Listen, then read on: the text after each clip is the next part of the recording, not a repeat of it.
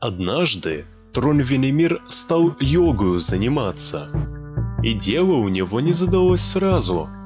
И все его критиковали еще, мол, мышцы у него слабые, и спина болит, и сухожилие, и то слишком твердое. Все тролли были решительно недовольны занятием Венемира, да и у него, к слову, мало что получалось. И мучился бы Венемир так до морковкиного заговения. Но повстречался ему учитель-человек, весь в черном сутане, с капюшоном. Так что не только не видно лица, но даже непонятно, как он дорогу различает.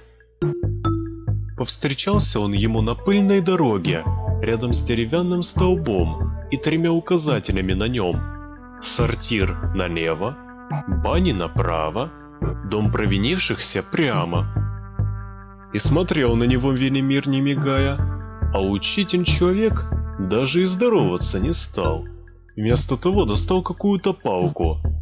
Как дал Венемиру в бубен, тот и улетел в кусты у пыльной дороги, еще и запылился.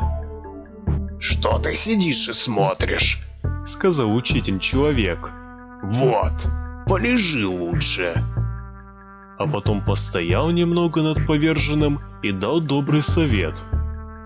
«В йоге все просто. Вошел в позу — больно. А ты жди.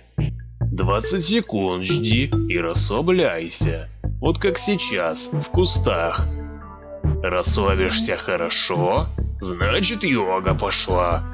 Если нет и станет больнее и нетерпимее, то выходи. Спокойно, не рыпаясь. Понял?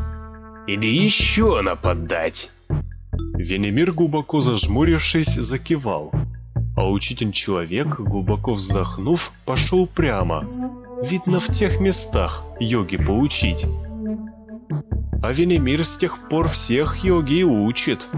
Правилу 20 секунд. А кто не слушается и не понимает, того отводят к учителю по пыльной дороге, прямо, никуда не сворачивая. А если тебе понравилась эта история «Не бежи мой голос», не забудь поставить лайк и подписаться. Ну а в случае, если хочешь смотреть новое видео первым, не забудь про колокольчик. Всем удачи и пока-пока!